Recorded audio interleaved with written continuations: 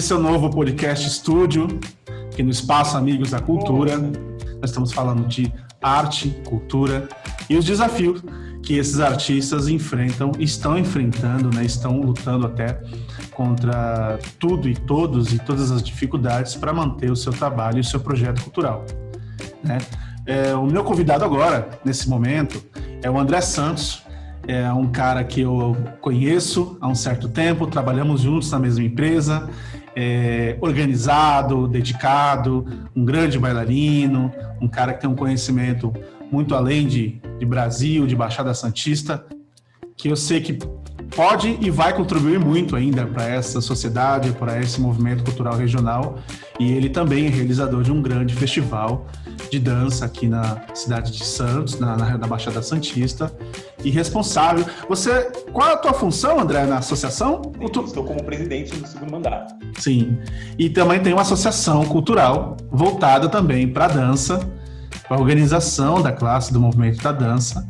E para mim é muito satisfatório conversar com esse grande amigo, André Santos. Obrigado, André.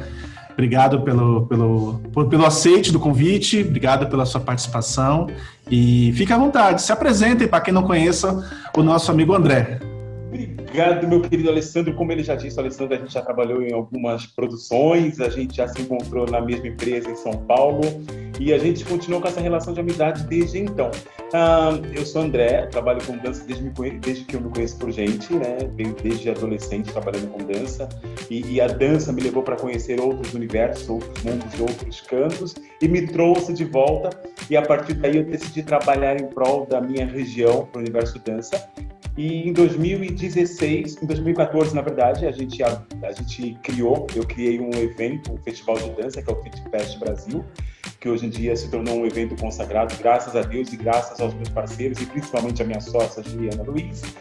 E a gente vem galgando espaço, e em 2016 a gente decidiu que era a hora da gente montar uma associação, né? A Associação de Dança do Litoral Paulista, que é a ADALPA, e a associação tem como foco principal apoiar esses artistas nesse setor tão, digamos que não desmistificado, mas um setor tão pouco visto, né, pela sociedade, e a gente decidiu montar essa associação para que os artistas da dança possam dar as mãos e gritar juntos por essa arte que é tão disseminada. E aí o FitFest foi como um braço dessa associação, além da gente trabalhar com organização de todo tipo de eventos de dança. Esse é o nosso papel neste mundo, né, enquanto artista da dança. A gente vai se descobrindo e fazendo melhor para todos que fazem essa arte. André, teu currículo é incrível. Acho que para ler o teu currículo aqui na apresentação do programa, eu devo demorar pelo menos uns 15, 20 minutos, quase o programa inteiro, de tanta experiência e tanto conhecimento. Você já alcançou, André, os teus objetivos no sentido de conhecer um pouco do mundo, ou ainda é cedo, você ainda tem outras ambições de viajar e conhecer outras formas de manifestação de dança pelo universo, aí, pelo Brasil, pelo mundo, né? Você se sente satisfeito pelo aquilo que você conhece já? Tá dando um delay aqui, por isso que eu fiquei na dúvida. Então, Alessandro, na verdade, vontade de viajar a gente sempre tem, né? A gente, como artista, a gente não consegue ficar parado num só lugar. A gente gosta dessa coisa de estar cada dia no lugar, de conhecer lugares diferentes e culturas diferentes. Todo artista gosta disso. Mas eu acho que na minha visão de conhecimento, é claro que a gente tem muito que aprender. Eu acho que conhecimento nunca é demais. Bom sábio é aquele que está sempre em busca de conhecimento, mas eu, como realização profissional, eu realizei um grande sonho que eu tinha desde moleque, que era ir para os Estados Unidos. Eu consegui isso, na verdade não foi fácil, né? Eu falo assim, consegui, mas as pessoas acham, que legal, foi uma coisa que foi pensado lá atrás, foi estudado, eu tive que mudar todo um processo de vida, e aí tive a oportunidade de ir para lá, de viver lá, conheci outros países também, que a dança me levou, foi o Japão, estive no Canadá, estive na Coreia, estive em vários outros lugares, mas em prol da dança e fazendo dança e aprendendo com essas diferentes curas, né? Que, aliás, essa oportunidade que eu tive de estar fora, em outros países, ela foi o pilar para o que eu estou fazendo hoje, assim como parte técnica do mercado corporativo, através da minha, foi o pilar da minha área artística, foi essa possibilidade de estar em vários cantos diferentes, e vivendo de várias fontes de culturas de mundos diferentes, que me trouxe aonde eu estou hoje, tentando galgar um caminho um pouco diferente, mas ainda envolvido com arte. Eu imagino o quanto você consegue compartilhar e inspirar, né, os bailarinos e as pessoas que, de uma certa forma, trabalham em diálogo com você. E você me falou também que nesse projeto do festival e também da organização da associação existe a figura da Juliana. A Juliana é muito querida. A Juliana é uma excelente produtora, uma pessoa muito bem relacionada nos bastidores, nos teatros. Você fala em evento de dança, automaticamente as pessoas contratam a Juliana, chamam a Juliana, porque ela danada é competente. Eu tenho certeza que é um casamento incrível, né, de harmonia de trabalho de vocês. E vocês representam muito bem Cubatão. Eu queria também tocar nesse assunto, porque vocês carregam uma bandeira também de uma cidade, vocês falam muito bem da cidade, existe uma tradição, né, na dança da cidade. Vocês são, né, de uma certa forma, uma cidade também competitiva na linguagem também, né, da dança performática, da contemporânea. Eu queria que você contasse um pouco dessa relação da dança, a sua, da dança e com a cidade. Eu sou muito grato, Alessandro. É legal você, tipo assim, a gente nunca esquece, é legal isso para um artista, nunca esquecer de onde veio. E Cubatão, para mim, tanto é que eu estive em vários lugares e voltei, e hoje a minha base de vida é aqui em Cubatão, até hoje. Todos os meus negócios estão aqui. Eu acho que Cubatão, eu tive a oportunidade, eu tive a sorte de nascer num lugar onde se respira arte. Eu acho que toda a Baixada Santista respira arte nos dias de hoje. Mas se a gente for falar de Cubatão vem respirando arte desde os anos 70, cara. Com a criação da banda sinfônica, que já tem anos, na verdade, nos anos 80, mas artistas dos anos 70 que trouxeram essa ideia de arte para Cubatão. E aí essa coisa foi crescendo e todas as pessoas de fora, até a gente tem artistas aqui que vêm de São Paulo para beber que vinha, né, de São Paulo até 2018 para beber da fonte artística de Cubatão. Então eu sou muito grato por ser cubatense, eu sou muito grato pelo governo até aquele momento apoiar tanto, todos os governos até o momento, até 2018, apoiavam muito a cultura de Cubatão. É claro que existiam alguns contratempos, né, entre poder público e sociedade civil, como ainda hoje há, e a nossa classe artística foi uma classe que sofreu muito aqui na cidade, e hoje é muito injusto o que acontece com a classe artística de Cubatão. Mas, né, cara, a gente está aí, a gente tem que dançar conforme a música, mas a gente não pode se calar. Mas eu sou muito grato, sim, eu tenho muita sorte de ser cubatense, eu tenho muita sorte de estar e ser Cubatão, e principalmente pela oportunidade que eu tive de aprender com grandes artistas que hoje são artistas nacionalmente conhecidos, que vieram daqui de Cubatão, como o Zeca, por exemplo, é um deles. Que legal, André, que legal, bacana. As tuas palavras, bonito esse reconhecimento, essa gratidão, muito legal mesmo. André, a gente entrou na parte, você tocou no assunto de dificuldade, e a gente continua numa pandemia, a gente continua numa fase de restrição, de orientação, para que a gente siga com os protocolos, talvez um pouco de insistência para que a gente não pare de trabalhar, não pare de produzir, mas o perigo continua e o perigo está aí, ele persiste, e a gente tem visto aí diversas notícias todos os dias de vidas que nós estamos perdendo, amigos, familiares e principalmente artistas. Cara, como que foi a notícia? Como que aconteceu isso para vocês? Porque, se eu não me engano, é muito próximo da época que você realiza o festival, né? O Feed Fest. Como que vocês receberam a notícia de que tudo seria cancelado, tudo seria adiado para um outro momento, e os seus trabalhos, seus compromissos? Conta um pouco para mim como é que... Foi um momento... É engraçado falar, né, que assim, por mais que a gente saiba que essa pandemia, ela, apesar de todo esse peso que ela traz, ela trouxe para a sociedade e para as pessoas uma visão de mundo completamente diferente. A gente vê isso nos dias de hoje. Mas naquele momento lá atrás, cara, tipo assim, não só para mim, acredito que para muitos artistas e para muitos trabalhadores e para muitos empreendedores independentes, foi um momento muito difícil. Eu estava no auge, entre aspas, mas assim, eu estava super satisfeito com a minha carreira enquanto disseminador da cultura da dança como professor. Eu estava trabalhando com grandes escolas em São Paulo. Em 2019, eu tinha meu estúdio aqui em Cubatão, a Backstage Centro de Danças, e aí foi quando fui convidado, já estava no SESI São Paulo, e aí eu fui convidado por uma escola,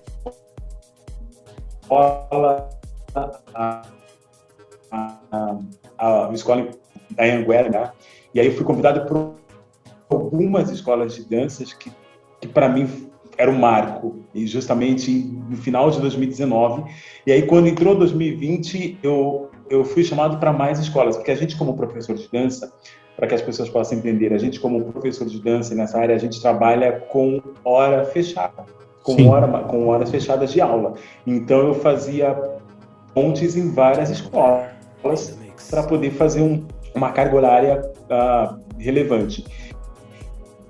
E aí, quando foi em março, para mim, acho que em março de 2000, Paulo, produzindo o Feed Fest com a Jo, a gente estava tentando, inclusive, produzir mais uma edição do Feed Fest nacional, que é o Circuito Feed Fest, que a gente leva para outras regiões do Brasil.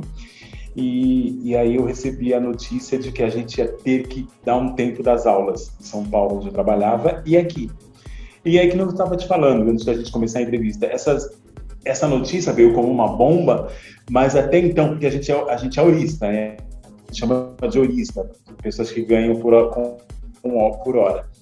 Então eu fiquei meio assim, caramba, e foram todas as escolas, não foi uma ou outra, foram simultâneas.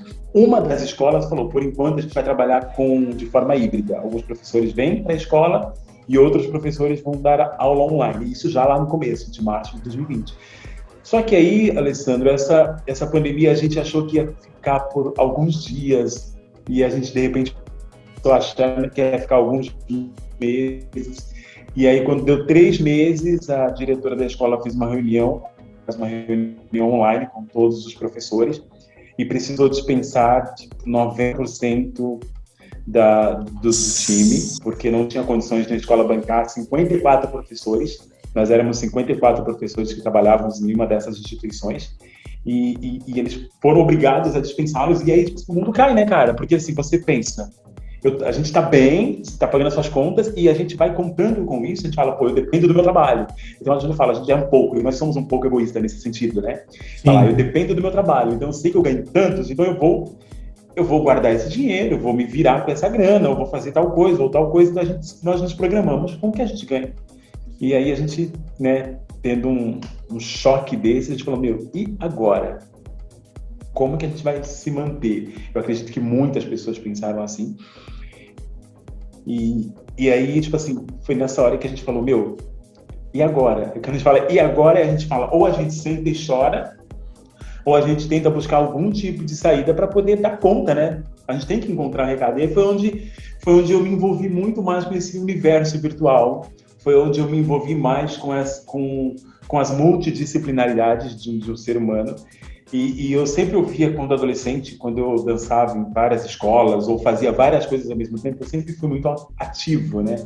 Eu nunca fui uma pessoa de ficar muito focado numa coisa só. Sempre tive várias coisas. Que nem você falou, vai cá, para lá, corre para cá, sempre assim. E aí, com a pandemia, eu percebi o quanto isso foi importante para mim. Porque quando me vi nessa situação que eu não podia dar as aulas normalmente, como acontecia, aí eu comecei a preparar um outro formato de trabalho, e aí eu trabalhei quando a gente pensou assim, vai acabar até o final do ano, então a gente se programou para o final do ano, de repente a gente tem que se reprogramar, e a coisa foi andando, amigo, mas foi um momento muito difícil para o Feed Fest, para a gente achou que fosse acontecer o Festival Internacional de Danças, e a gente tentou protelar, adiar para alguns meses à frente, e infelizmente a gente ficava naquela ansiedade, naquele dilema, vai acontecer ou não vai, como é que vai estar a situação, como é que vai estar os governos, como é que vai estar esse lockdown. E a gente, é tudo muito novo, né, Alessandro? A gente estava num mundo que a gente não sabia, até hoje nós estamos não sabe o que vai ser amanhã, então a gente só pode contar com o momento presente. Infelizmente é assim. E aí a gente teve que cancelar o FeedFest em 2020, mas ainda achando que em 2021 nós fôssemos estar bem, que vai acontecer o FeedFest, e mais uma vez, era para estar acontecendo, inclusive, até o final de semana passado, o FeedFest. Sim. 2021. Sim. A data prevista era para estar acontecendo de 31 de maio a 6 de junho, não aconteceu. E a gente está aí nessa luta, a gente conseguiu o apoio dos artistas, depois de muita briga, não foi fácil também. Foi uma luta constante dos artistas da dança, não só daqui da Baixada Santista, mas principalmente do Brasil e do mundo, viu? A gente tem histórico de outros países também, que os artistas precisaram se juntar, precisaram lutar e gritar, literalmente gritar, falar, eu preciso de você. E aí foi onde a gente teve um respiro, se é que a gente pode chamar nesse tempo pouco de pandemia. Foi um respiro que alguns artistas tiveram e a gente está tentando agora ver se a gente consegue, de uma certa forma, a gente vai fazer o Fest Online 2021. Tivemos que adiar mais uma vez. Estávamos com problema de local para fazer aqui na Baixada Santista, não tinha um teatro apropriado em Santos, na verdade. E a gente decidiu que a gente vai fazer de forma virtual. Então, assim, primeira mão aqui para vocês, o FeedFest vai acontecer esse ano de 2021. Vai acontecer em outubro, de forma virtual. Então, a gente está reconfigurando todo esse processo de presencial para o universo online. Mas a gente começou a soltar algumas notícias aí nas redes sociais, então acompanha o FeedFest nas redes, que a gente vai nessas novidades para a galera que acompanha a gente e que quer, de alguma forma, continuar na ativa. O importante é isso, continuar na ativa, apesar dos pesares. André, me fala como foi a tua adaptação para aulas online. Foi fácil, cara? Não. Como que foi? Porque, enfim, não podia parar. Onde que você encontrava forças para seguir, falar agora algumas aulas minhas de alguns lugares que vão ser online. Então, você sabe, Alessandro, tipo assim, no meu caso, eu trabalhava com uma grande empresa em São Paulo, que era uma empresa artística, e ela distribuía os professores para as outras áreas, para as outras escolas de dança. Então, eu não tive muito problema, porque nós fechamos um grupo, a escola, na verdade, né, a parte de marketing da escola, eles fecharam um grupo para todas as escolas da região de São Paulo, são várias escolas, inclusive até Campinas. Legal. Então, todo mundo, em todos os lugares, faziam uma aula online. Então, assim, era uma aula de balé, todas as escolas, os alunos se inscreviam para fazer aquela aula. Então, assim, eles fizeram uma coisa diferente. Então, o que eles fizeram? Para não perder os alunos, eles não cobravam as mensalidades, pagavam os professores, e a gente dava essas aulas, e aí eles mantinham os alunos. Só que aí, tipo assim, isso durou 3 meses, porque ninguém consegue manter 54 profissionais sem receber, né? E aí isso durou 4 meses. No meu caso, eu vou ser bem franco, eu não me adaptei a essa coisa de dar aulas online, porque aluno, eles acham que a gente, como professor, como mais velho, eles acham que a gente, né, fica lá para trás, a gente não pensa, eles fecham, tem alunos que fecham câmera, alunos que não aparecem, e aí tem alunos que fecham a câmera, aí você tem que estar dando aula, porque você está vendo que tem 1, 2 alunos fazendo a aula. Outra coisa acontece, você marca uma aula num dia e você tem o seu número de alunos, só que no dia da aula eles não aparecem. E eu até entendo, porque assim, quando você vai trabalhar a arte, você precisa ter um campo físico apropriado. Exato, né? exato. E aí criança e adolescente, eles não vão ter essa nuance rápida que a gente como adulto tem de transformar qualquer espaço em espaço artístico. Então, para eles é complicado. Às vezes um ou outro fazia, mas assim, é difícil você segurar um grupo de 30, 40 alunos, cada um na sua casa, né, naquele espaço limitado, para fazer... Às vezes nem tem, né, André? Eles nem têm espaço, né? Às vezes não tem espaço, às vezes não tem um lugar apropriado com uma boa internet, às vezes são vários pontos, né? E aí eu, na minha uma boa experiência com as aulas online, porque assim, eu não tenho mais idade, né, para estar 2, 3, 4 horas direto dando aula, e a aula online, na aula normal, o legal do professor na aula normal é que assim, muitas vezes ele explica o movimento, ele tem a ajuda de outros alunos, ou do aluno mais aplicado que faz, os outros vêm e acompanham. No online, não. No online, eu estava sozinho na minha escola, tinha uma aluna comigo, mas eu estava sozinho no meu espaço e eu tinha que falar sobre o movimento, eu tinha que explicar o movimento, eu tinha que mostrar o movimento com o meu corpo, eu tinha que pensar no ângulo da câmera. Então, assim, foram vários pontos. E aí, o que eu fiz? Eu comecei a migrar para uma aula, para um workshop mais falado. E aí eu comecei a trazer quando as escolas dispensaram, a gente não tinha obrigação de dar aula online. Então eu segurei alguns alunos durante um tempo, mas aí eu comecei a focar, Alessandro, nas palestras online sobre o universo dança, os grandes precursores do estilo jazz dance, como a gente consegue transformar essas informações desses precursores em movimento, e como a gente traz esse movimento para que o aluno entenda e queira aplicar no próprio corpo. E aí eu comecei eu bolei uma estratégia de conversa, eu montei todo um portfólio. Que legal. Um trabalho nos programas que a gente tem nas ferramentas online para poder fazer palestras online com professores e com bailarinos profissionais e principalmente com professores de adolescente e criança, como eles usam essa plataforma, esse universo online, para poder convencer os alunos a estar e a querer fazer e ter estímulo. Na verdade, a ideia dessas palestras que eu dei é como estimular o aluno a querer fazer aula. Então, assim, aí eu venho a partir da história, comecei a contar a história do jazz dance, legal. Desde as grandes capitanias, né, das grandes navegações, e aí como isso foi se transformando, como o jazz foi aparecendo, como o jazz passou no século XX, chegou no século XXI, e aí como é que a gente usa essas ferramentas para estar trabalhando, e aí acabou dando certo, foi bem legal. Aí foi uma coisa que a gente começou a divulgar pela DALP e deu tão certo que eu estou querendo dar continuidade com isso aí, para poder fazer, né? Foi bem legal, assim. E aí eu aprendi, né? Eu decidi estudar marketing, e aí eu me tornei estrategista de marketing digital, e aí eu tô fazendo comunicação digital de um político. Olha! Olha! E aí você vê. Vamos se adaptar, né? Outras vertentes, né? Isso é louco. Eu convido você e o seu político para vir conhecer também aqui nosso projeto, e eu acho que tem muita coisa também para contribuir com a ideia que vocês estão construindo juntos. O legal, café por minha conta. Não, vamos sim, vamos combinar, vamos sim, com certeza. André, você tocou no assunto de política, não sei se você ia concluir. Não, pode continuar, é isso mesmo.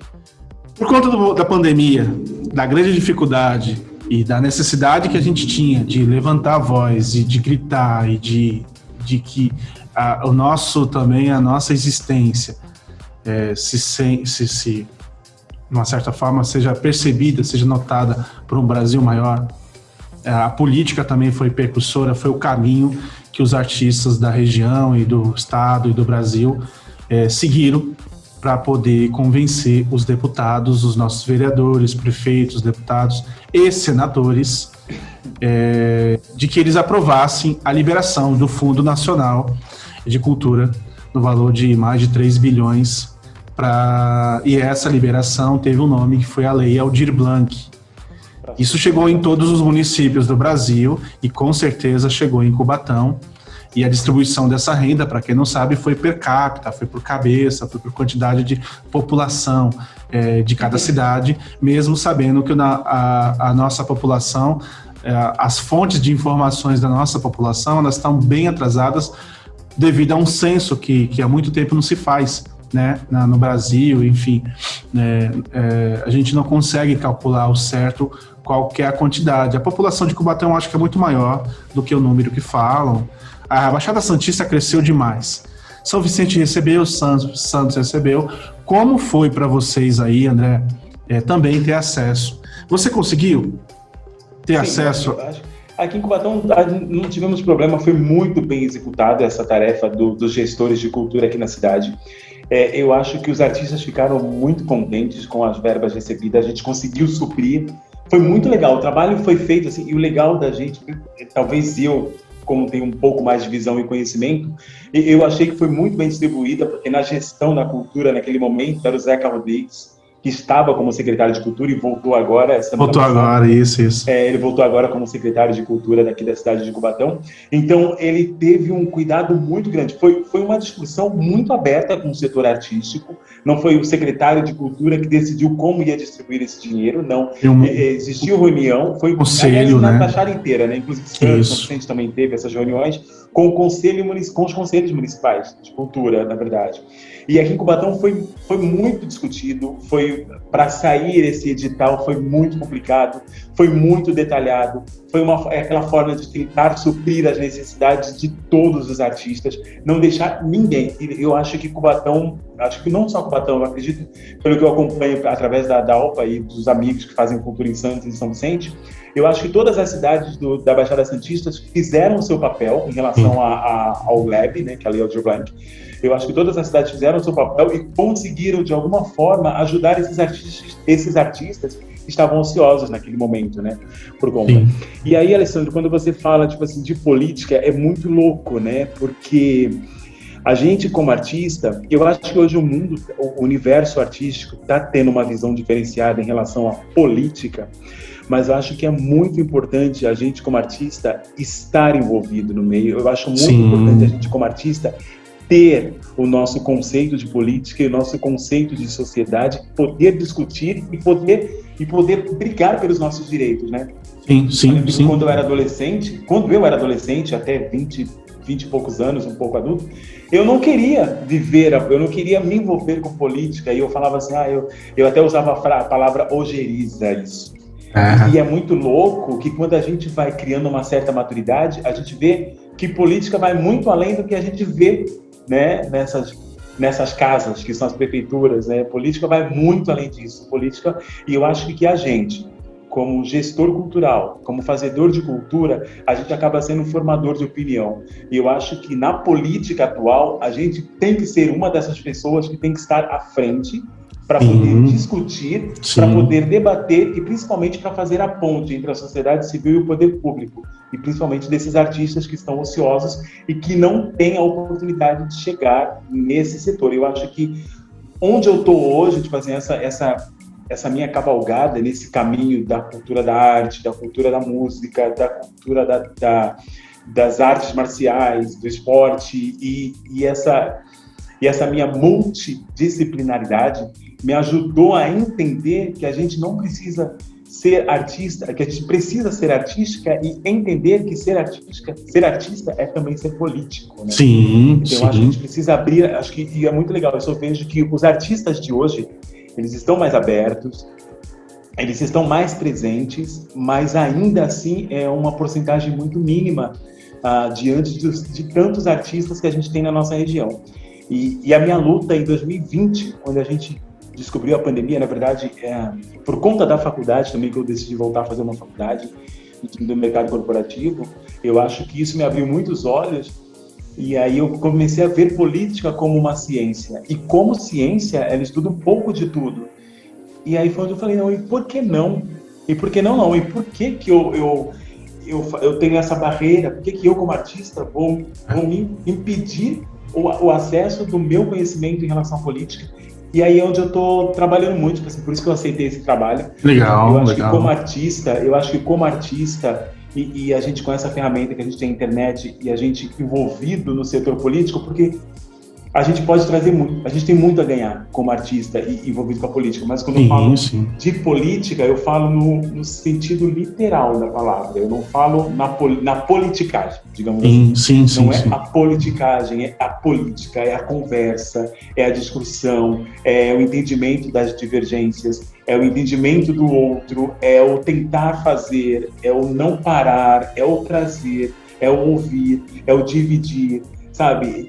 Tudo que envolve a política. Eu acho que a gente, como artista, a gente precisa estar antenado. A gente precisa estar ligado, porque a gente tem muito mais a ganhar do que a perder. E por que não? A gente, como artista, levar para essas pessoas que estão lá nas mesas, que estão lá assinando a caneta, a nossa visão de mundo. Porque eu acho que precisa... Porque agora em São Paulo, que a gente tem alguns vereadores, artistas, mas assim, eu estou puxando a sardinha para mim, porque assim, o setor dança, eu não vejo ninguém assim não só envolvido com a política, mas envolvido com a política e trazendo isso para o setor cultural da dança. Eu sei que existem pessoas aqui na Baixada Santista que fazem um trabalho com políticos, que têm mais ligação com políticos, mas que não traz isso para o setor da dança, e a gente fica órfão de discussões políticas culturais. Sim. E tem em São Paulo a Érica Novak, que é uma grande artista da dança, uma grande precursora, que ela é secretária de cultura. E a gente tem aqui o Zeca agora, que é secretário de cultura. Então a gente percebe que... São Vicente também. São Vicente, a secretária é uma bailarina. Não saiu. A Elisângela é uma bailarina, tem formação, tem várias experiências. Ela é da dança, ela é uma artista também. Então, você vê que legal? Olha aí. Você vê que legal isso? Eu acho que assim, eu acho que a gente, como artista, a gente tem um fator muito mais favorável que uma pessoa que não é, que é nós somos muito visionários. Sim. A gente tem uma visão de futuro que uma pessoa comum não tem. Uma vez eu ouvi de um amigo, uma época que a gente, em ensaio de trabalho, se eu não me engano, acho que foi o Zeca ou algum coreógrafo que passou pela minha vida, que falava: você não pode, você como artista, você já é diferente. Então a gente tem esse diferencial, só pelo fato de ser artista, é um mundo diferente, é uma visão diferente, e é legal a gente trazer isso para as discussões políticas. Sim. André, dentro dessa tua fala também, do acesso ao Aldir Blanc, aconteceram um momento inédito em quase todas as cidades, onde o movimento cultural das cidades precisou se conversar, precisou se encontrar, precisou conhecer a particularidade do outro, saber que existem espaços culturais autônomos, espaços de desenvolvimento que a gente talvez não conhecesse, e a gente também conheceu talvez um lado muito mais triste. Eu estou vivo isso todos os meses, todos os dias em São Vicente, mesmo com o Aldir Blanc ter entregue o recurso que chegou atrasado, mesmo que as produções tenham recebido um mínimo para poder salvaguardar e ajudar seus elencos, seja dança, seja teatro, enfim, quase todos os segmentos foram atendidos. Ainda existe um número muito grande e cresce cada vez mais por conta do desemprego, artistas necessitados, passando dificuldade, que precisam de alimento, que precisam de cesta básica. Vocês estão acompanhando, André? Existe um acompanhamento? Como que vocês podem fazer para ajudar? Vocês têm algum cadastro, alguma lista? Como é que chega isso em você? Ou como que chega isso em vocês, assim, quanto associação? Ela tem um papel também, né, importante nessa questão, né? De autoajuda, né? Você sabe, Alessandro, que a gente foi um pouco relapso nesse sentido enquanto associação, porque eu, pessoa física, e a Juliana, pessoa física, a gente se preocupou, tanto se preocupou que a gente fez por onde ajudar, mas como pessoas físicas, e a gente nem pensou naquele momento que a associação poderia ter um poder de ajudar muito mais pessoas. É um CNPJ, né? Como pessoa jurídica, a gente podia chegar em grandes empresas e representar essas empresas na distribuição de cesta para as pessoas. Mas aí, eu até entendo, a gente fez, o que acontece? Eu, nesse meu mercado, nesse meu setor corporativo, a gente tem um grupo, né? E aí foi onde o André, pessoa física, falou mais alto que a pessoa jurídica. Existe um grupo de pessoas aqui em Cubatão, que é denominada a Corrente do Bem. Legal. E é muito legal porque essa Corrente do Bem faz parte da coordenação de um grande amigo, um grande político, que ele não fala nomes, porque ele não quer envolver, ele não quer que as pessoas achem que a Corrente do Bem tem o cunho político, então ele já faz isso há 20 anos, há um pouco mais de 20 anos. Legal. E aí, o que aconteceu? E aí eu conheci essa equipe, esse pessoal, e aí eu comecei a me envolver. Eu e o pessoal aqui de casa, a gente começou a se envolver em querer ajudar. A Juliana também abraçou essa causa comigo. Bacana. E a gente começou a fazer trabalho de arrecadar cestas básicas. A minha academia aqui do lado está fechada, então a gente pegou como ponto de apoio para poder distribuir. E o que aconteceu? Aí a gente foi para a TV Tribuna, fez uma matéria com a gente, e aí eu fui representar essa empresa, Corrente do Bem, e aí eu nem lembrei, cara, eu estava tão empolgado em ajudar, tão empolgado em fazer pelo próximo, que eu fui para a televisão, eu falei da Corrente do Bem, a gente falou da ajuda, dei meu telefone, as meninas deram o telefone, e a gente começou a ter um pouco mais de... A gente foi abraçado por mais pessoas para ajudar mais famílias, só que, por outro lado, a gente teve uma demanda muito grande. a demanda de pessoas que estão precisando naquele momento, porque assim, o jornal acabou à noite, 5 minutos depois, quando eu fui pegar meu celular, eu tinha 76 mensagens no meu celular. É o efeito tribuna, né? É o efeito tribuna, né, cara? Efeito tribuna. Eu acho que 74 dessas 76 eram pessoas pedindo ajuda. E aí foi onde eu comecei, a gente conversando, e a Juliana, eu falei, Juliana, vamos fazer umas coisas assim, e a gente está aí, mesmo agora, assim, apesar de parecer tardio, a gente está sentando, a gente está produzindo feedback online e a gente está vendo umas formas de... Porque às vezes, Alessandro, a gente acha que é um momento pontual. Sim. Talvez porque essa pandemia tirou a venda dos nossos olhos, né? Sim, isso vem acontecendo há muito tempo. Sim. Existem pessoas morrendo de fome. É que agora a gente vive isso, a gente teve esse problema nos nossos olhos, né? Sim, a nossa vista. Então a gente tem que pensar que isso não é um problema temporal. Isso já vem de antes, se agravou com essa pandemia, mas isso vai ficar um pouco pior lá na frente. Eu vou falar depois. Vai piorar. Então, se as pessoas puderem continuar ajudando, vai ser muito fantástico. Então, esse é o nosso propósito agora.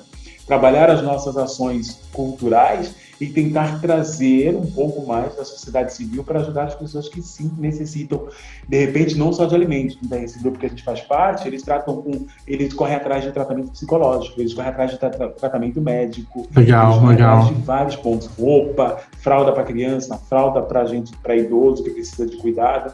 Então é muito legal, até móveis esse grupo vai atrás para entregar, é um trabalho bem legal, Parabéns, e aí a gente quer abraçar um pouco isso como uma associação para a gente ver se a gente consegue um recurso maior de grandes empresas para ajudar muito mais pessoas. Eu sou suspeito, eu faço parte desse movimento também aqui na cidade, em São Vicente, e a gente consegue ter braços assim para conversar com amigos e sindicatos, organizações de categoria da região, para a gente poder ter acesso, né? A prefeitura ajuda em partes e a outra parte nós corremos atrás através de lives, exercícios, gravações. Hoje tem o Pix, né, que é muito mais rápido de você conseguir acessar uma doação, e a gente tem feito, sim, das tripas e corações para ajudar todo tipo de pessoas, e a gente acaba querendo segmentar, por mais que a gente tente segmentar, às vezes a gente não consegue, porque não é só o artista, mas é o vizinho, é o morador do lado. Nós estamos dentro de uma comunidade, essa comunidade pede também para que a gente doe algo e ajude, e a comunidade não tem conotação política, não tem vereador, não tem prefeito, não tem bandeira partidária. Talvez isso seja...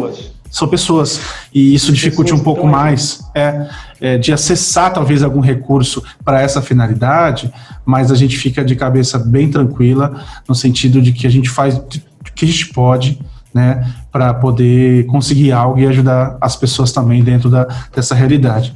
André, a pergunta-chave, e praticamente a gente vai encerrar aqui a nossa entrevista com essa reflexão. André, qual que é o futuro? Qual que são os desafios e qual é o futuro, o que a gente vai fazer quanto ao movimento de dança regional, quanto ao movimento de dança nacional, e os desafios para a gente se manter. Claro, em primeiro lugar, esperar que a vacina chegue, esperar que as pessoas tenham acesso à renda, trabalho, dignidade, mas quais são os caminhos, você sabe? Quais são os caminhos e se tiver que deixar um conselho, uma palavra de apoio para esses bailarinos, dançarinos, responsáveis de companhias de dança que também te acompanham no festival, muitos deles são seus amigos, que palavra de apoio, que orientação você conseguiria me dar nesse momento? É difícil, né, Alessandro? Por quê? Nós estamos num momento que a gente não tem, eu não tenho uma perspectiva de saída, né? Uma rota de fuga que seja relevantemente rápida. Eu não acredito muito nisso. Eu acho que a gente ainda vai ficar... Eu acho que até imunizar toda a população, que é o que a gente precisa para pensar a voltar normalmente, eu acho que só em 2022. 2022. Eu acredito nisso, eu já falava isso lá atrás. E eu acho que assim, um conselho, não é nem reflexão, é um conselho muito óbvio, mas eu acho que é o que vai ajudar muitos artistas, nesse momento ocioso, é o conhecimento. Eu acho que se a gente... Eu tiro por mim, Alessandro, porque o ano passado, quando eu me vi estagnado, como a maioria dos artistas e a maioria das pessoas por conta dessa pandemia, eu fiquei alguns dias, digamos aí, semanas, achando, ok, tô tranquilo, a gente pensa que é uma férias, né? A gente olha assim, no começo, a gente fala, legal, tô descansando, tô em casa, tô de boa, vou ver filme, mas não. E aí, quando eu caí nessa real, eu comecei a buscar, eu gosto muito de ler, eu gosto muito de estar buscando, e aí eu decidi fazer cursos. E eu fiz muito curso. E aí, mas na verdade a situação foi me levando a fazer cursos online, e aí eu fechei o ano de 2020 com mais de 11 certificados, porque eu realmente estava ocioso, eu fechei, tipo assim, e aí eu acho que isso, para mim, naquele momento, tipo assim, a gente vai buscando alguma coisa que satisfaça, claro, me satisfazia, me estimulou a continuar, e claro que eu não vou pedir isso para todo mundo, mas eu acho que a melhor coisa que nós artistas podemos fazer é descobrir onde nós estamos nesse momento de pandemia. A gente precisa parar, focar e pensar onde eu estou, o que pode acontecer e como eu quero estar daqui 1 ou 2 anos. Eu acho que o legal é a gente pensar daqui entre 1 a 2 ou se não 3 anos e trabalhar para isso. Se não da forma que a gente está acostumado, com pessoas, com público, com evento, com academia lotada, a gente vai ter que se adaptar a esse novo formato, que é o formato híbrido. E a gente tem essa ferramenta, que é a internet, que a gente pode trabalhar a nosso favor. Então, eu aconselho, aprendam o máximo a usar essa ferramenta, estudem o máximo o que vocês puderem na área de vocês. Eu dei uma palestra na semana passada sobre o workshop dos precursores, de dança, na minha área, na minha vertente, e é muito louco que, tipo assim, vieram professores do estado de São Paulo, professores de fora, e aí quando a gente começa a ligar a história de um precursor com o que os artistas vivem hoje, aí eu vi gente que já dança há muitos anos falar, então é isso. E aí a gente percebe nesse 1 ano de conversas, de palestras, de estudo, a gente percebe como nós artistas não sabemos tudo. E isso é legal. Só que agora a gente tem um momento de aprender o máximo. Exato. Porque quando lá na frente, quando tudo isso passar, porque eu tenho plena certeza que isso vai passar, talvez a gente tenha que viver com novas formas e novos conceitos de vida, mas vai passar. Então a gente vai se destacar quem ficar out of line, quem ficar fora da curva. Então, assim, o professor, o artista da dança ou o artista de outros setores que for um ponto fora da curva, ele vai conseguir se manter. Aqueles que ficarem parados, esperando o tempo passar, sentando, coçando a cabeça, vai ser pior lá na frente. Eu costumo falar, Alessandro, as pessoas vêm para mim, né, porque agora a gente é envolvido com essa área, e as pessoas vêm perguntar para mim, não sabe de algum lugar que está precisando disso, algum lugar que está precisando daquilo? E aí a primeira coisa que eu pergunto é, qual a tua formação? E a pessoa fala, eu fiz tal coisa. Eu falei, então, minha querida ou meu querido, isso vale pra gente como artista. Exatamente. Vale muito pra gente como artista, e eu consegui captar isso. A gente precisa se especializar. E se você puder ser multidisciplinar, você vai ser um artista diferenciado. Melhor. Não seja só mais um artista, seja o artista diferenciado, com multidisciplinaridades em vários fatores. É isso que eu tenho que falar para quem quiser viver com a arte ou até mesmo outros mercados aí da vida. E o conselho de reflexão é conhecimento. Se a pessoa puder buscar conhecimento, porque lá na frente vai fazer diferença. É isso, meu querido. André, você é incrível, André. Tá muito obrigado pela tua gentileza, muito obrigado pelas tuas palavras, obrigado a você que também está assistindo, né, vai assistir talvez num outro momento essa entrevista e também através do podcast, Novo Estúdio Podcast do Espaço Amigos da Cultura, entrevistou nesse momento, teve a honra de entrevistar André Santos, um cara muito gentil e que tenho certeza que a gente vai criar outras oportunidades, né, André? A gente vai estabelecer outros vínculos, outras aproximações, porque é necessário levar essa informação, é necessário instruir as pessoas, é necessário a gente também oferecer uma atenção num momento onde muitas pessoas estão preocupadas, estão, enfim, passando suas dificuldades também, estão depressivas. E, gente, não dá para desistir. Vamos lá. Nós resistimos até aqui, a gente vai seguir em frente com certeza e vamos superar tudo isso. Vamos tomar cuidado, vamos esperar o momento da vacina e vamos embora. André, foi um prazer falar contigo. Obrigadão. Dá um beijo na família, todos. Muito obrigado, Alessandro. Eu quero mais uma vez aqui parabenizar você por essa iniciativa de disseminar ainda mais a cultura através de conversa. E já quero desde já deixar aqui o meu convite a você para vir fazer parte de um projeto que eu estou montando também da forma híbrida, mas no momento mais online. E eu quero convidar o Amigos da Cultura, Alessandro Cruz, para poder fazer parte do meu projeto online também. A gente vai se falando, precisando, estamos aqui, tá bom? A gente vai, é isso aí, querido, tamo junto, sempre. Obrigadão. Valeu, meu querido, tamo junto.